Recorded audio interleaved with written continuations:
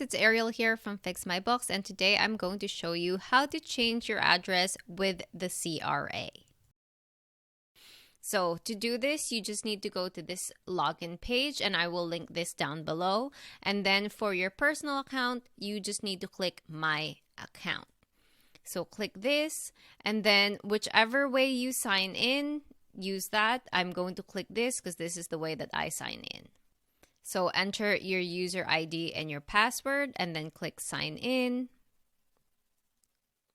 and then click next. Okay, so once you're signed in, you are going to look for the word profile. So if you have the old layout for the CRA, the word profile will be in the upper middle, top middle, but here it will be in the top left because this is the new style.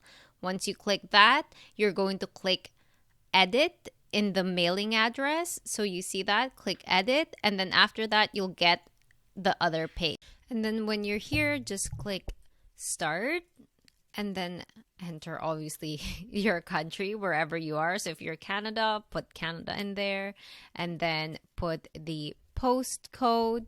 So we are just going to put a postcode here, and then click next, and then okay, so it's already recognizing the address based on the postcode that you entered. So you could just put, say the number would be 200, and then the street number would be 60, and then the effective date that this is going to be your address. So let's say this is going to be your address a month from now. You're moving in a month, so you could change this, let's say, to December 2, 2022.